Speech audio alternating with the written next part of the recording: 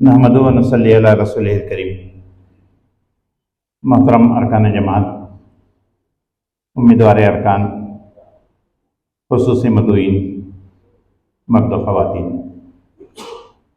اللہ تبارک و تعالیٰ کا شکر و احسان کہ اس نے نئی میقات کے آغاز کے موقع پر ایک اہم پروگرام منعقد کرنے کا ہمیں موقع عطا فرمایا۔ آج کا یہ اجتماع تجدید ملاقات کا اجتماع ہے۔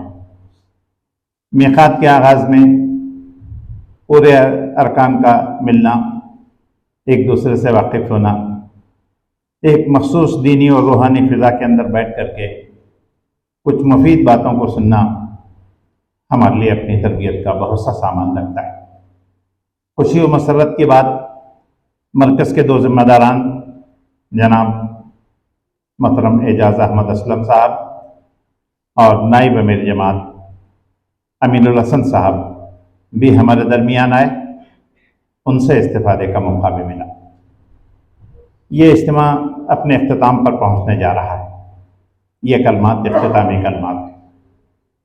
اس اجتماع میں ہم نے ایک خصوصی پروگرام کا اہتمام کیا ہے، وہ یہ کہ اس میں شریک ہر رفیق کو ایک تحفہ ملے گا۔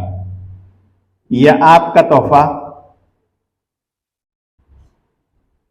تحفہ ہے جو آپ کو ملے گا۔ کوئی رفیق جو اس میں شریک ہے وہ خالی نہیں جائے گا۔ حضور نبی کریم صلی اللہ علیہ وسلم نے فرمایا، تحفوں کا لین دین کیا کرو، یہ آپس میں محبت کو بڑھانے کا ذریعہ ہے۔ یہ حدیث تحریک اسلامی کارکنوں کے باہمی تعلقات میں لکھی ہوئی موجود ہے، ہم اسے پڑھیں۔ اسی حدیث کو عملی جامہ پہنانے کا ایک موقع ملا اور ہم نے اسے عملی جامہ پہنایا۔ اس سنت رسول کو، حضور صلی اللہ علیہ وسلم کی اس ہدایت کو ہمیں اپنی عام زندگی میں بھی اختیار کرنے کی ضرورت ہے۔ محترم رفقائے کرام، تحریک اسلامی نے میقاتی منصوبے کو اختیار کیا ہے، یعنی ہر 4 سال میں ایک مرتبہ اس کی میقات مکمل ہوتی ہے اور ہر سطح کے انتخابات و تقررات ہوتے ہیں۔ مجلس نمائندگان کا انتخاب ہوتا ہے جو ہماری سپریم باڈی ہے۔ مجلس نمائندگان امیر جماعت کا انتخاب کرتی ہے، مرکزی مجلس شورا کا انتخاب کرتی ہے۔ امیر جماعت قیم جماعت کا تقرر کرتے ہیں، امیر حلقہ کا تقرر کرتے ہیں، امیر مقامی کا تقرر کرتے ہیں۔ ایک امیر کا انتخاب ہوتا ہے، بقیہ عمرہ کا تقرر ہوتا ہے۔ تو گویا اصل میں ہمارا ایک ہی امیر ہے جسے ہم امیر جماعت کہتے ہیں۔ امیر حلقہ بھی اس کا نمائندہ ہوتا ہے، امیر مقامی بھی اس کا نمائندہ ہوتا ہے۔ ہم امیر جماعت کے نمائندے کے طور پر امیر حلقہ کے بھی اطاعت کرتے ہیں اور امیر مقامی کی بھی اطاعت کرتے ہیں۔ تنظیم میں، تحریک میں مقامی جماعت ایک بنیادی یونٹ ہے۔ جیسے معاشرے کی بنیادی یونٹ ایک خاندان ہے، ایسے ہی مقامی جماعت یہ بنیادی یونٹ ہے۔ یہ مضبوط ہو، مستحکم ہو، جب تو جماعت مضبوط اور مستحکم ہوتی ہے۔ یہ کمزور ہو تو ظاہر ہے کہ پوری جماعت کمزور ہو جاتی ہے۔ ایک چین کے سلسلے میں کہا جاتا ہے، زنجیر کے سلسلے میں اس کی قوت اس کے درمیان موجود ایک کمزور کڑی کے اندر موجود ہوتی ہے۔ پوری زنجیر مضبوط ہو لیکن ایک کڑی کمزور ہو، یہی کمزوری اس پوری زنجیر کی قوت ہے۔ اس لیے کہ یہ ٹوٹ جائے تو پوری زنجیر ٹوٹ جائے گی اور وہ اپنا فرض ادا نہیں کر سکے گی۔ اس لیے ہر یونٹ کو مضبوط ہونا چاہیے۔ ہمارے پالیسی پروگرام میں یہ بات کہی گئی ہے کہ ہر مقامی یونٹ کو بنیانم مرصوص بنانے کی کوشش کی جانی چاہیے۔ بنیانم مرصوص سے قرآنی اصطلاح ہے۔ ہم اسے مقامی جماعت پر اس کا انطباق کرتے ہیں تو مقامی جماعت کب بنیانم مرصوص بنے گی، اس کا ایک کرائٹیریا طے کیا گیا، ضوابط وضع کیے گئے اور بتایا گیا کہ مقامی جماعت میں کیا کیا چیزیں ہونی چاہیے جس کے بعد ہم کہہ سکتے ہیں کہ یہ بنیانم مرصوص کی کیفیت حاصل کر چکی ہے یا اس کے طرف آگے بڑھ رہی ہے۔ حلقے میں یہ موجود ہے۔ اس میقات کا آغاز کرتے ہوئے مقامی عمرہ اسے منگوا لیں اور اسے سامنے رکھ کر کے اپنی اپنی یونٹ کو बुनियान मरसूस बनाने की उसे कोशिश करें। हमारे इस इलाके में 2 उमराए मुकामी नए सिरे से मुकर्रर हुए हैं। एक है जनाब शब्बीर अहमद मुल्ला साहब, वो खड़े हो जाएं जी, हासन के अमीर मुकामी हैं, जिनका आपने इस्तक़बालिया कलमात सुने। दूसरे हैं मौलाना अब्दुल्ला उमरी साहब, स्टेज पर मौजूद हैं, वो खड़े हो जाएं जी, तशरीफ। तो ये 2 उमराए मुकामी नए सिरे से पहली मरतबा अमीर मुंतखब हुए। बकिया उमरा पिछले मीक़ात में भी अपना रोल अदा करते रहे हैं, इस मीक़ात में भी वो रोल अदा करने के लिए उन्हें मौका फराहम किया गया है। उसमें मंसूरा के अमीर मुकामी मोहसिन अली साहब, टिपटूर के अमीर मुकामी लियाकत अली बेग साहब, उनके वालिद का इंतकाल होने की वजह से वो तदफीन में शिरकत के लिए गए, यहाँ आज शरीक नहीं हैं। टुमकुर के अमीर मुकामी अज़दुल्ला खान साहब, खड़े हो जाए जी। आप इंजीनियरिंग कॉलेज में लेक्चरर हैं, गुज़िश्ता मीक़ात में भी आप अमीर मुकामी रहे। तरीकेरा के अमीर मुकामी जनाब शेख मोहम्मद जावेद साहब, आप भी गुज़िश्ता मीक़ात में अमीर मुकामी रहे, इस मरतबा भी वो जिम्मेदारी आपको अदा करना है। जनाब रिजवान खालिद साहब चिकमंगलूर के अमीर मुकामी हैं, गुज़िश्ता मीक़ात में भी जिम्मेदारी अदा करते रहे, इस मरतबा भी जिम्मेदारी उन्हें अदा करनी है। एक हमारे मुनफरद अरकान कई हैं जो आज शरीक हैं। तो ये हमारी मुकामी जमातें हैं जो हमारे इलाके के अंदर काम कर रही। इतने हैं ना, इतने हैं ना जी। इस इलाके में 3 नुज़माए ज़िला हैं। नाजिम ज़िला टुमकुर जनाब सैयद यासीन साहब, आपका ताल्लुक़ वैसे हासन से रहा है, लेकिन आजकल बेंगलुरु मुंतक़ल हुए हैं, टुमकुर ज़िले की जिम्मेदारी अदा कर रहे हैं। दूसरे नाजिम ज़िला हैं जनाब सैयद अब्दुल खालिक साहब, आप हासन ही में रहते हैं, ज़िला हासन के नाजिम हैं। तीसरे हैं जनाब अब्दुल्ला उमरी साहब, आप चिकमंगलूर ज़िले के नाजिम हैं, इस वक्त अमीर मुकामी हैं। आइंदा वो ज़िले की जिम्मेदारी के साथ अपनी मौजूदा जिम्मेदारी अदा करेंगे या क्या होगा, वह हल्के का फैसला बताता है। तो ये इलाका 3 अजला पर मुश्तमिल है। यहाँ जो मुकामी जमातें हैं उसका भी जिक्र मैंने किया। जो अमीर मुकामी है वो उस बुनियादी यूनिट का जिम्मेदार है।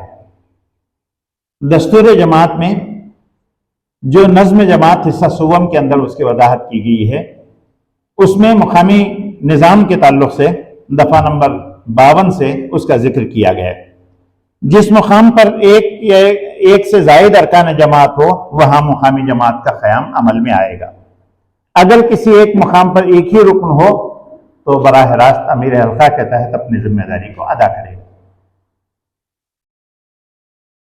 दफ़ा नंबर 53, हर मुकामी जमात का एक अमीर होगा जिसका तखर्रुर अमीर जमात मसालह जमात को मलहूज रखते हुए मुकामी अरकान के मशवरों और अमीर हल्का की राय को सामने रख करके करेगा। अमीर मुकामी का तखर्रुर होता है, इसके लिए अरकान से मशवरा किया जाता है, उनकी रायें ली जाती हैं। जो अमीर मुकर्रर हुआ है उसके हक में हमारी राय हो सकती है, या ऐसा फर्द हो सकता है जिसके हक में कोई राय ना आई। अमीर हल्का की सिफारिश और मसालह जमात को सामने रख करके ये अमीर जमात का तखर्रुर होता है। इस चीज का समझना हमारे लिए जरूरी है। हमारी ही रियासत में एक सानहा पेश आया, वो सानहा एक मकाम का अमीर मुकर्रर किया गया।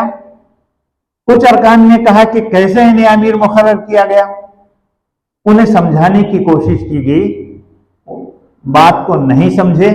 4 अरकान जमात इस बुनियाद पर जमात से अलग हो गए। हमने दस्तूर जमात को समझ करके इसके अंदर शामिल हुए हैं, उसकी रुकनीत को कबूल किया है।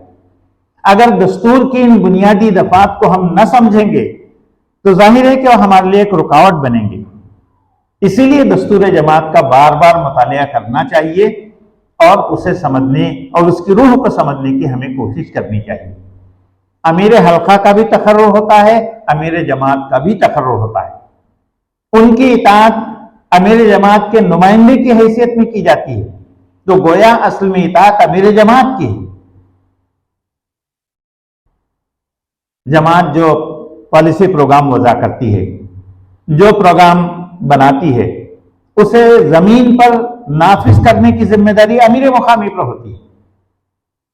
امیر مقامی اگر اسے نہ سمجھا یا اسے نافذ کرنے میں اگر کمی رہ جاتی ہے تو ظاہر ہے کہ وہ کام پوری جماعت کے کارکردگی پر اثر ڈالے گا۔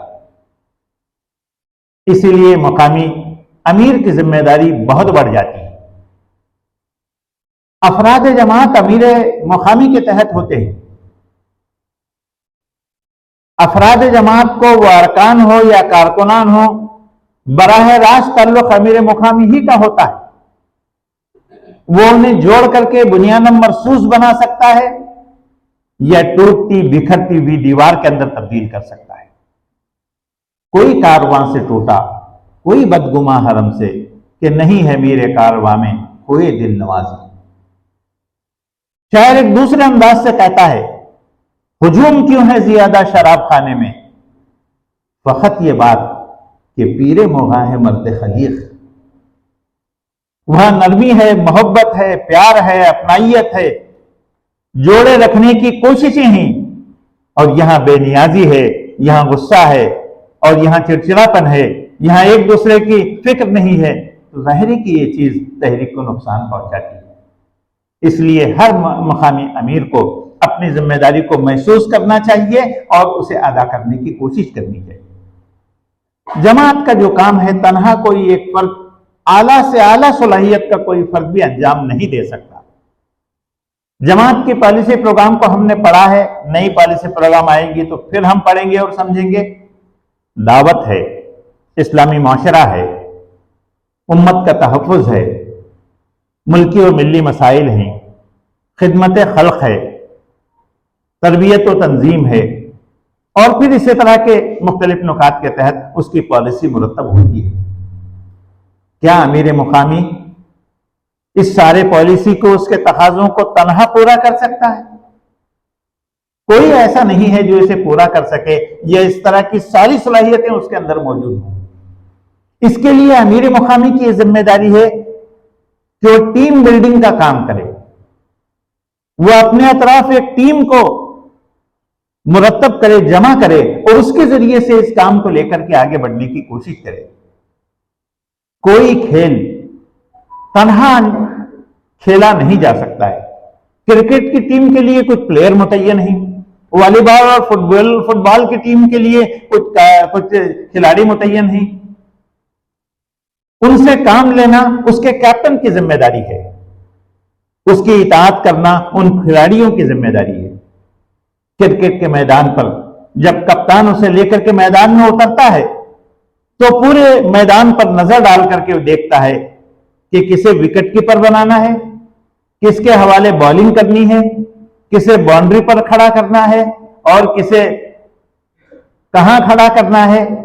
ایک نظر ڈال کر کے وہ اندازہ کر لیتا ہے، اور بار بار کھیل کے دوران میں وہ پوزیشن بدلواتا رہتا ہے، اور اس میں کوئی حکم نہیں دیتا، صرف ہاتھ کا اشارہ اس کے لیے کافی ہے۔ جو کھلاڑی اس کے ہاتھ کے اشاروں کو نہ سمجھ کر کے اس کی اطاعت نہیں کرتا، اسے گراؤنڈ سے باہر کیا جاتا ہے، اور پھر 12واں یا 13واں کھلاڑی کو موقع دیا جاتا ہے۔ کپتان کی طرح سے امیر مقامی کو اپنے کھلاڑیوں کو، ان کی صلاحیتوں کو، اس سے کہاں اور کیا کام لیا جا سکتا ہے، اس کا جاننا ضروری ہے، اور یہ اس وقت ہوگا جب کہ وہ ان کھلاڑیوں سے واقف ہوگا، ان صلاحیتوں سے واقف ہوگا۔ ابھی ہماری ریاست میں الیکشن ہوا، ایک پارٹی جیت کر کے آئی، ایک فرد چیف منسٹر بنایا گیا، اس نے اپنا ایک نائب بھی بنا لیا، پھر اس کے بعد اپنے لیے انہوں نے ایک ٹیم جمع کی جس کے ذریعے سے وہ یہاں کام کرنا چاہتے ہیں۔ تو یہ ٹیم بلڈنگ یا باصلاحیت افراد یا ایسے افراد جن سے کام لیا جانا چاہیے ان کو جمع نہیں کرے گا تو ظاہر ہے کہ کام اس کے لیے دشوار ہوگا۔ امیر مقامی کی پہلی ذمہ داری یہ ہے کہ وہ اپنی ایک ٹیم مرتب کرے جن کے ذریعے سے وہ کام لینا چاہتا ہے۔ وہ مختلف شعبے کے ذمہ دار بھی ہو سکتے ہیں، اسے مشورہ دینے والے بھی ہو سکتے ہیں، یا اس کا تعاون کرنے والے بھی ہو سکتے ہیں۔ ہمارا ہر رفیق ہمارا معاون ہے، اس سے معاونت کا کام لیا جائے گا، لیکن ظاہر ہے کہ اسمبلی کے نمائندوں کی طرح سے ہر ایک کو منسٹری نہیں دی جا سکتی، ہر رفیق کو کوئی شعبہ نہیں دیا جا سکتا، کچھ کو تحفظات دیا جائے گا، کسی کو مشورے کے لیے فارغ رکھا جائے گا، کسی کو ان کا ساتھ دینے کے لیے فارغ رکھا جائے گا، سب مل کر کے اسے کام کرنے کی کوشش کریں گے۔ اسی طرح سے امیر مقامی کو بھی ایک ٹیم مرتب کرنے کی ضرورت ہوتی ہے۔ امیر مقامی مقام کا ذمہ دار ہے، اس مقام پر موجود 5، 10، 25 ارکان، 5، 50 کارکنان کا امیر نہیں ہے، وہ پورے شہر کا امیر ہے۔ اس پورے شہر کو جاننا اس کے لیے ضروری ہے۔ وہ شہر کتنا وسیع ہے، کتنے وارڈز اس کے اندر موجود ہیں، کون کون سے قوتیں ہیں جو اس کے ماحول کو بناتے اور بگاڑتے ہیں، پاور سینٹرز کون کون سے ہیں، کن کے ساتھ تعاون بڑھانا چاہیے، کن کے ساتھ روابط رکھنا چاہیے، کن کو خرید کرنا چاہیے، اور کن کی عداوت یا دشمنی ہے تو ان کی دشمنی کو کم کرنے کے لیے کیا کرنا چاہیے، یہاں کام کے کتنے مواقع حاصل ہیں، کام کے کتنے محاذ ہیں، تحریک کے لیے افراد کہاں کہاں سے مل سکتے ہیں، تحریک کو کس کس طرح کے افراد کی ضرورت ہے، ان افراد کو کیسے حاصل کیا جا سکتا ہے۔ یہ اسی وقت ہوگا جبکہ پورے شہر کو سامنے رکھ کر کے پورے شہر کی منصوبہ بندی کرے گا۔ ایک حلقے کے دفتر کو جانے کا موقع ملا، مولانا سید حامد حسین صاحب اس وقت امیر حلقہ یوپی تھے، ہم کم عمر تھے، اس وقت جانے کا موقع ملا۔ ہم نے دیکھا کہ ان کے پیچھے اس ریاست کا نقشہ ٹنگا ہوا، ہمیں دیکھ کر کے چونکہ نوعمر تھے ذرا سی حیرت ہوئی، ہم نے پوچھا مولانا یہ کیا نقشہ آپ نے ٹانگ کر کے رکھا ہے؟ ہاں مجھے اس ریاست میں کام کرنا ہے، میں اس ریاست کے ایک ایک مقام کو جانتا ہوں اور بتا سکتا ہوں کہ کہاں کتنی مقامی جماعتیں ہیں، کتنے ارکان ہیں، کہاں کیا کام ہوتا ہے، اس کام کے سلسلے میں آپ کو بتا سکتا ہوں۔ ان کے ٹیبل کے بازو ایک ریوالونگ شیلف تھا، گول گھومتا تھا، وہاں فائلز رکھے جاتے تھے۔ ان کہا کہ یہ دیکھیے یہ میرا پورا دفتر ہے، میں آنکھ بند کر کے اس شیلف میں سے مطلوبہ فائل نکال سکتا ہوں، ارکان جماعت کی درخواستیں کہاں ہیں، رپورٹیں کہاں ہیں، اس ضلع کی رپورٹ کہاں ہے، مجھے دیکھنے کی ضرورت نہیں، میں یوں گھماؤں گا اور نکال کر کے آپ کو بتا سکتا ہوں۔ ظاہر ہے کہ یہ چیز کیسے ہوگی؟ جب وہ دفتر بنائے گا، جب وہ دفتر کو آباد رکھنے کے لیے وقت دے گا، اور پھر اس دفتر کو اس طرح سے مرتب کرے گا جس طرح سے مرتب کرنا ضروری ہے، اس لیے کہ ایک چھوٹے دیہات میں 2-4 لوگوں کو لے کر کے کام کیا جانے والا ایک چھوٹا سا کام نہیں ہے، ایک بہت بڑا کام ہے اقامت دین کا، اور اقامت دین کا کام سے مراد موجودہ نظام کو بدل کر کے نیا نظام قائم کرنے کی تربیت کا کام ہے۔ تو ظاہر ہے اس کام کے لیے ویسی ہی محنت کی ضرورت ہوتی ہے، تو یہ محنت امیر مقامی کو کرنا چاہیے، اور یہ ہم سب کی ذمہ داری ہے کہ ہم سب مل کر کے یہ کام کریں۔ امیر مقامی اس مقامی دفتر کے لیے وقت فارغ کرے۔ امیر مقامی کب دفتر کو آتے ہیں؟ جب انہیں چھٹی ہوتی ہے، جب ان کا جی آتا ہے، جب ان کا جی چاہتا ہے، تو رخا کہاں ملاقات کریں گے، کہاں انتظار کریں گے، کہاں انہیں تلاش کرتے رہیں گے؟ امیر مقامی کو اپنے دفتر کے لیے وقت دینا طے کرنا چاہیے، طے شدہ وقتوں سے وہاں حاضر ہونا چاہیے، وہاں بیٹھ کر کے کچھ غور و فکر ہونا چاہیے، کاموں کی تقسیم ہونا چاہیے، پھر کاموں کی رپورٹنگ اور جائزہ ہونی چاہیے، اور اسے مزید بہتر بنانے کے سلسلے میں کوششیں ہونی چاہیے۔ مقامی دفتر ہے، ہمارے روابط بہتر ہوں گے، امیر مقامی کا PR سب سے مضبوط ہونا چاہیے، وہ کسی بھی NGO کو، کسی بھی جماعت کے افراد کو اپنے دفتر مدعو کر سکتا ہو اور اس کی دعوت کو قبول کر کے وہاں حاضر ہو سکتے ہوں، تو ظاہر ہے کہ اس کے لیے کوئی مقام ہونا چاہیے جہاں وہ بلائے اور وہاں آ کر کے وہ کام کرے۔ مقامی جماعت کا یا حلقے کے جماعت کے اندر دفتر کی صورتحال نہیں تھی، لیکن گزشتہ میقات میں آپ نے دیکھا ہوگا سیاسی پارٹیاں بھی، ایکس MLAs اور ایکس منسٹرز بھی، مختلف NGOs بھی دفتر جماعت کو آتے رہے، مشورہ کرتے رہے، اپنی بات رکھتے رہے۔ حلقے کا دفتر اتنا معروف ہوا کہ سب لوگ اسے جانتے ہیں اور وہاں آنے کے لیے انہیں کوئی تکلف نہیں ہوتا۔ ایسے ہی ہر مقام کے دفتر کو ہونا چاہیے۔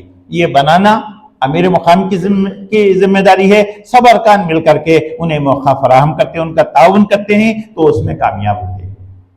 امیر مقامی کی ذمہ داری PR کا مضبوط ہونا ہے۔ PR سے مراد رابطہ عامہ ہے، صرف رفقائے جماعت سے روابط نہیں ہیں، بلکہ اس پورے شہر کے افراد سے روابط ہیں۔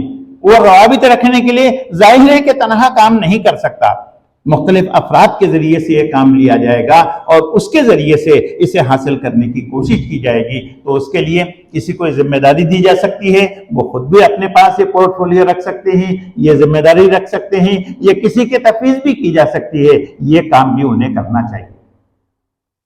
امیر مقامی کو مختلف تنظیمی ذمہ داریاں بھی ادا کرنی ہوتی ہیں۔ ایک تنظیمی ذمہ داری یہ ہے کہ افراد کو آگے بڑھائے، متفق کو کارکن بنائے، کارکن کو رکن بنائے اور پھر اس کے منظوری کے لیے سفارش کر کے آگے بھیج دے۔ ایک رفیق جماعت نے رکنیت کے لیے درخواست دی، امیر مقامی نے اسے لیا اور کہیں رکھ کر کے بھول گئے، انہیں یاد ہی نہیں رہا کہ کسی ہمارے رفیق نے رکنیت کی درخواست بھی دی تھی۔ انہوں نے کہا کہ ہم نے دیا تھا، کہا کہ مجھے تو یاد نہیں۔ 2-4 فائل کھولے، کہا کہ یہاں تو موجود نہیں۔ 2 سال گزر گئے، پھر 2 سال کے بعد یاد دلایا گیا، کہا کہ مجھے مل نہیں رہا ہے۔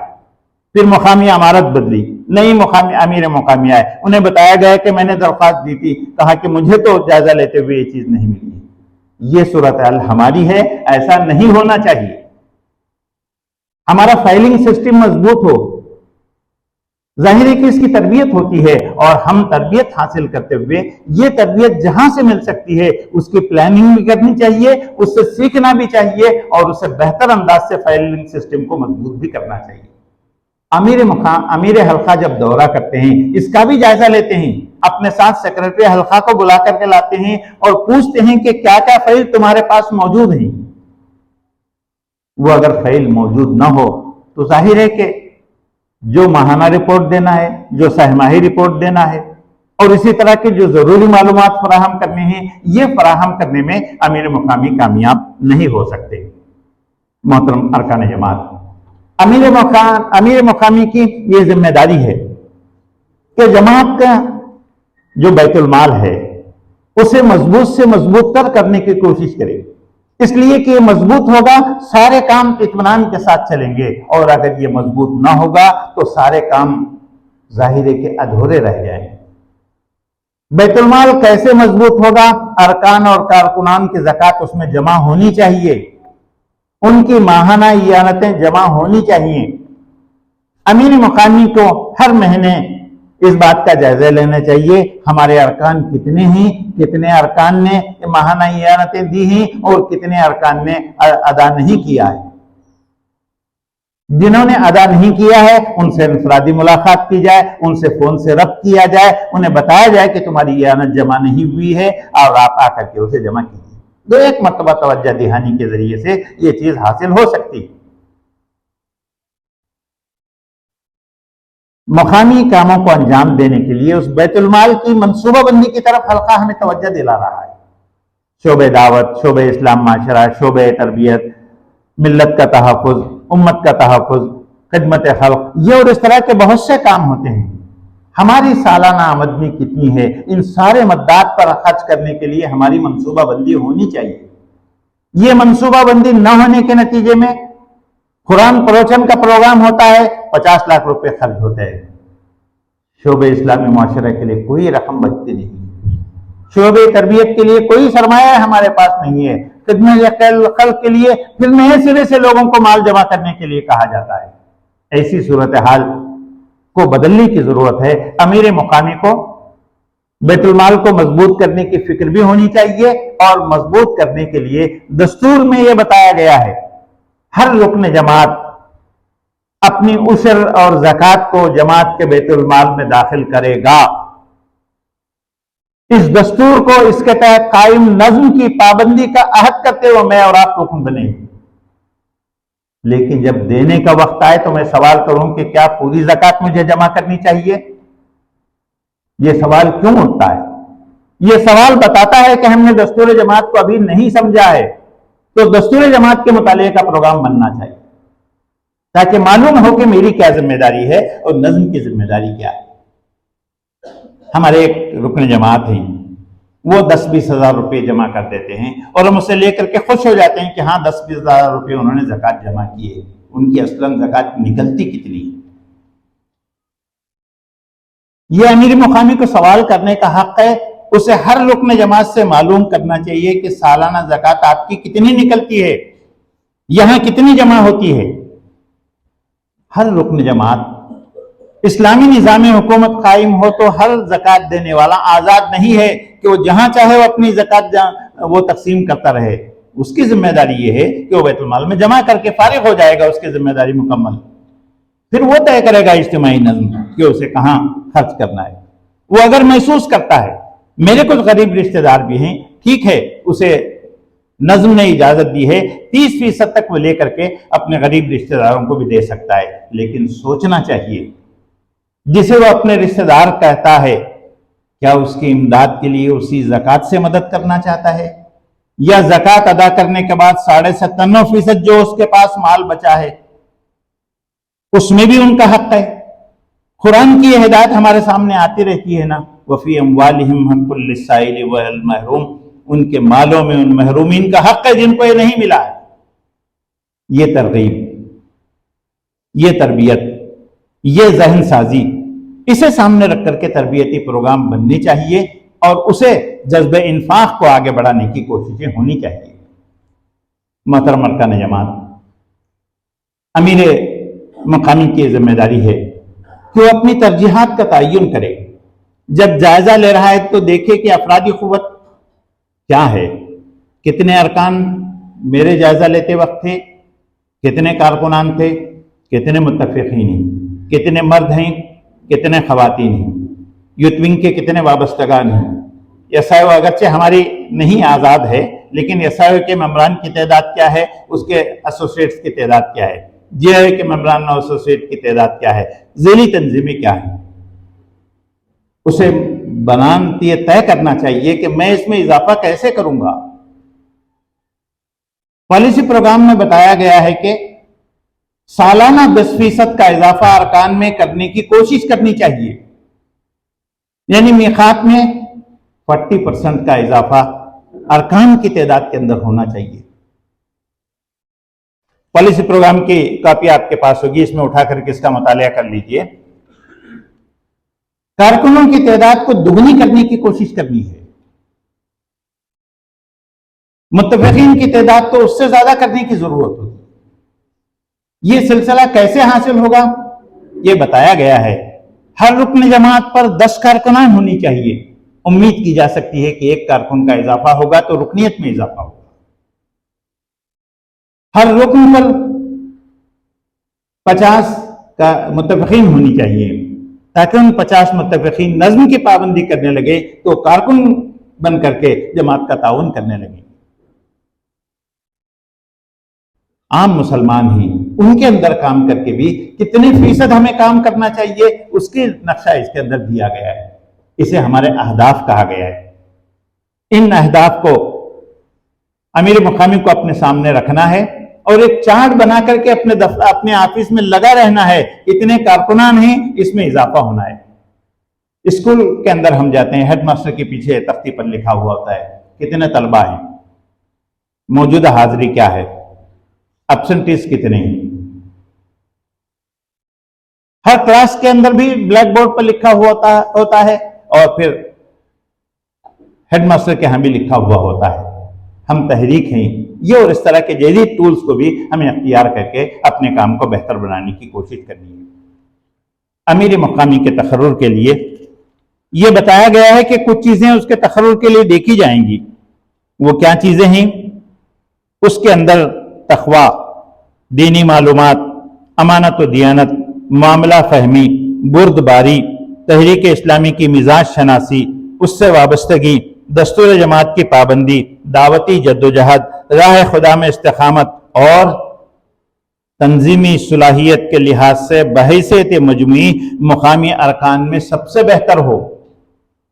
مقرر ہوا تو سب سے بہتر یا تھا یا نہیں تھا، اس کا سوال نہیں اٹھتا۔ اب مقرر ہو گیا ہے، اسے اپنے آپ کو سب سے بہتر بنانے کی کوشش کرنی چاہیے۔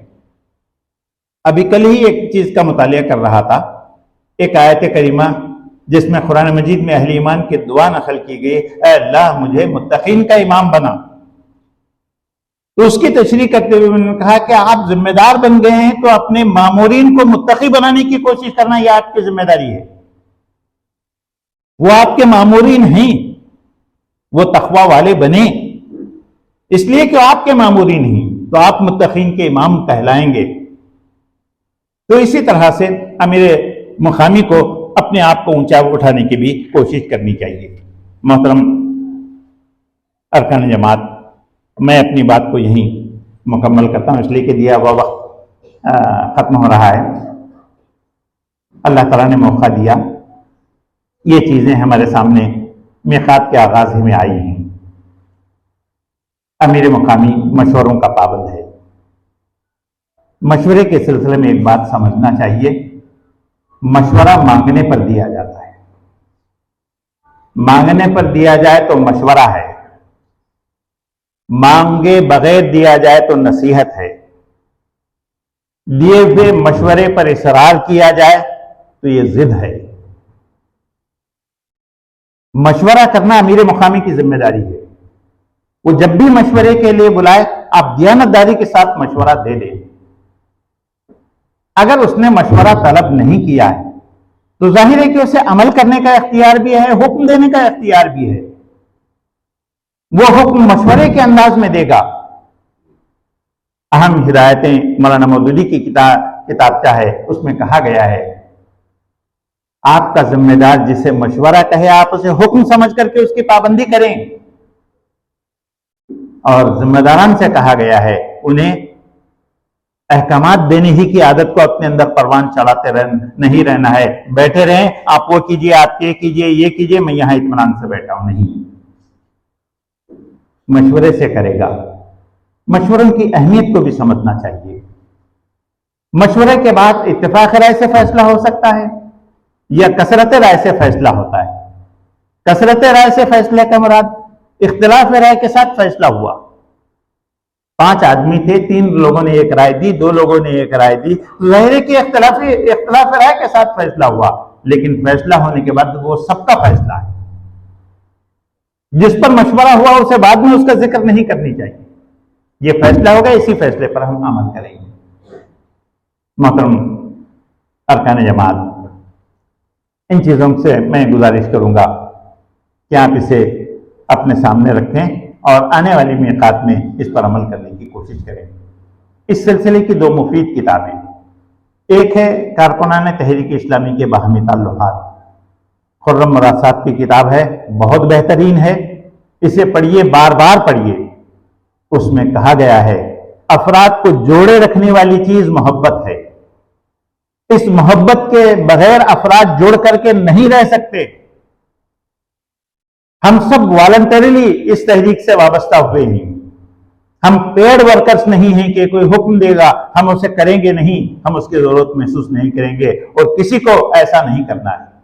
محبت کے ساتھ، پیار کے ساتھ، الفت کے ساتھ، تعلقات کے ساتھ بات کہی جائے تو لوگ جان نچھاور کرنے کے لیے تیار ہوتے ہیں، لیکن یہ محبت ملے، اس محبت بھرا ماحول بنانے کی ہمیں کوشش کرنی چاہیے۔ دوسری چیز اس محبت کو بڑھانے کے لیے کیا کچھ کیا جا سکتا ہے، اس کتاب کے اندر موجود ہے۔ ایک کتاب سید سعد اللہ حسینی صاحب کی جو انہوں نے ایسائے کے دوران میں لکھی تھی، سنگہائے میل، اسے پھر ریوائز کیا گیا، وہ سنگہائے میل بتاتی ہے۔ ہمارا معاملہ یہ ہے کہ چھوٹی جماعت ہو، کچھ افراد ہو تو اطمینان سے کام کرتے ہیں، افراد قوت بڑھ جاتی ہے تو مسائل کا شکار ہو جاتے ہیں۔ کیوں ایسا ہے؟ جتنے افراد بھی تحریک سے وابستہ ہیں، ہر ایک کو کام دیا جائے، ہر ایک سے کام لیا جائے، کوئی خالی اور بیکار نہ رہے۔ کاموں کی تقسیم کیسے ہو، سب کو کام کیسے دیا جائے، سب کو انوالو کیسے کیا جائے، یہ بہت بہترین طریقے سے اس کے اندر بات بتائی گئی۔ آپ اس کا مطالعہ کریں، بار بار کرتے رہیں، اس سے رہنمائی حاصل کرتے رہیں۔ ابھی تحریک اور جمود کے اندر جو بہت سی باتیں آئی ہیں، اسے بار بار پڑھ کر کے سمجھیں اور اس سے رہنمائی حاصل کرنے کی کوشش کریں۔ سید اسد گیلانی صاحب کی ایک ضخیم اور بہت مؤثر کتاب حکمت انقلاب ہے۔ یہ حضور صلی اللہ علیہ وسلم کی سیرت ہے۔ سیرت کی اس کتاب کو پڑھیے، انہوں نے سیرت سے ان موتیوں کو چن کر کے وہاں جمع کیا ہے اور بتایا ہے کہ انقلاب کی حکمت کیا ہوتی ہے، کیسے حضور صلی اللہ علیہ وسلم نے مختصر سے عرصے میں وہاں ایک عظیم انقلاب برپا کیا۔